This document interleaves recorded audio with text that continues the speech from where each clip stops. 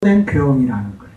본래 이 세상에 고와 낙이 없는데 우리는 고와 낙이 있다고 생각하는 그런 정도된 생각에서 우리가 잘못 판단을 했기 때문에 괴로움이 우리한테 온다는 거예요. 그래서 우리 대부분 사람들은요, 이고등락을 얘기하지만 이고등락을 뭐라고 생각하냐? 고통을 없애고 나는 즐거움만 얻겠다, 이렇게 얘기를 하거든요. 근데 그 괴로움이, 그 즐거움이 뭐냐? 불교에서 말하는 괴고라는 게, 무너지는 괴로움. 왜? 우리가 일반적으로 생각하는 괴로움은 오래 가지를 못하기 때문에, 무상한 거기 때문에. 오늘은 즐겁지만, 예를 들어 사랑하는 사람들 둘이 만났어요. 너무나 즐거워요. 만나니까 너무 즐거워요. 그럼 이튿날 헤어졌어요. 너무나 괴로워요. 즐거움의 임에는 반드시 괴로움이 따른다는 거. 이게 사바세계예요. 그래서 사바세계는 즐거움이란 없다. 모든 것은 세 가지 괴로움에 다 들어간다는 거예요. 진정한, 근데 극락세계는 왜, 그러면 극락세계는 이런 이분법적인 이런 고락에서 벗어난 것이냐? 극락세계는 열반의 세계라고 그랬거든요. 다시 말해서 불생불멸의 경계라는 거예요.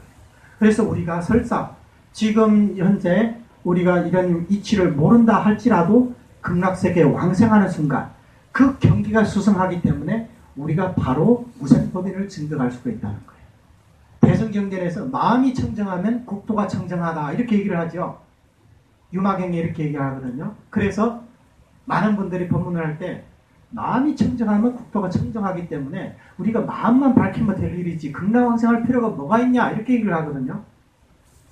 그런데 경론에 찾아보면요, 마음이 청정했을 때 국토가 청정하다. 그럼 마음이 얼마나 청정해야 되는데? 그 기준이 어디 있냐? 그 기준에 대해서 옛날 조사스님들 뭐라고 했냐면 8달이다. 여러분들의 마음이 팔지보살의 그런 경지에 도달하면 그분이 가는 곳마다 정토라고 할 수가 있어요. 그런데 만약에 우리의 마음이 그 정도에 이르지 못한다면 오타각세는 여전히 오타각세라는 거예요. 근데 극락세는 어떻냐? 국토가 반대로 국토가 청정하기 때문에 마음이 청정해진다는 거예요. 밖에서 온갖 유혹에 있는 환경 속에서 우리가 일어나는 마음과 장엄한 법당에 들어와가지고 장엄한 부처님 명호를 들으면서 우리 마음속의 느낌 같을까요? 당연히 다르죠. 밖에서 많은 번뇌가 있다 하더라도 이런 환경 속에서 우리 마음이 고요하게 가라앉을 수가 있어요. 마음이 청정해진다. 극락세계가 바로 그런 곳이라는 거예요. 그렇기 때문에 우리가 무생을 몰라도 극락세계가 무생법인을 증득할 수 있다. 무생법인을 증득해야만이 그 다음에 자유자재로 중생구제를 할 수가 있어요. 그 전에는 퇴전을 할 수가 있다는 거예요. 수많은 생을 윤회하면서 금생에 이렇게 불법회원으로 이렇게 모여있지만 전생에 고승이었을 수도 있어요. 스님이었을 수도 있고, 그리고 제가자들 가운데서도 아주 유명하신 분이었을 수도 있고, 학문이 깊으신 분이었을 수도 있고, 수행을 많이 하셨던 분이었을 수도 있다는 거예요. 그런데 왜 우리는 지금까지 이렇게 살아가냐? 바로 무생법인을 증득하지 못했다는 거예요. 그래서 대승에서는 한결같이 무생법인을 증득하기 전에는 중생구제도 하지 말라, 이런 말을 하거든요.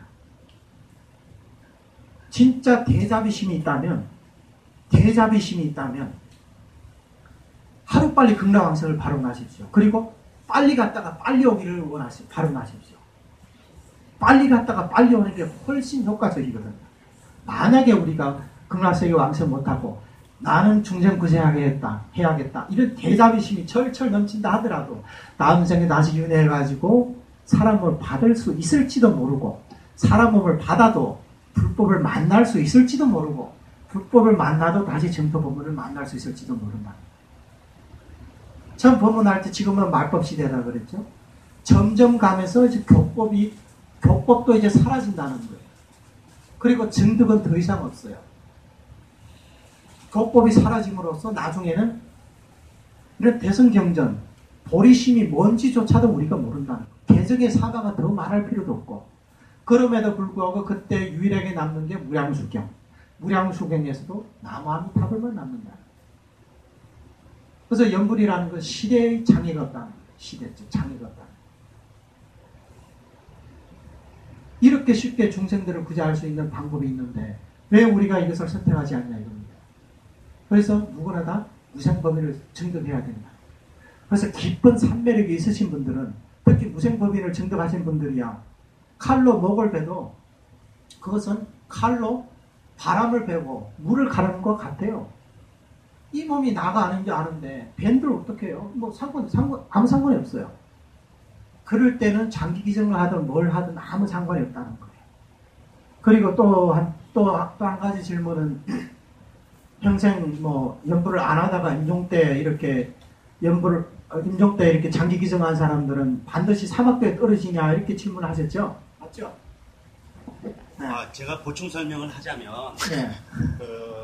저희 그 기독교에 대한 부분에서는 네. 부자보다 네. 사회에 대한 봉사활동을 신발합니다. 네.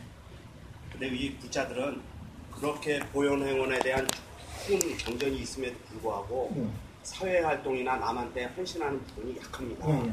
이 두 가지 부분에서 이 기독교인들이 행하는 자기의 몸을 남한테 희생을 해서 다시 부활하는 부분에 대해서는 우리 불교의 숭고한 보살 정신에 의거하자면 그분들은 복을 받아야 됨에도 불구하고 저희들이 불교에서는 이러한 극심한 그 보살의 마음을 낸다 하더라도 이 의식의 유식사상에서 그 임종시의 그 고통으로 인해서 그 고통의 한순간의 마음으로 인한 행위는 좋지만 그러한 그 유식의 행식에 의해서 사막도에 떨어진다는 영문 실험문답을 본 적이 있어서 제가 정말 여쭈어보는 겁니다. 무슨 말씀인지 잘 알겠습니다. 그래서 우리 그 대지도론에도 이런 말씀들이 있거든요. 사바세계들이 지금 이제 고통의 세계에서 이렇게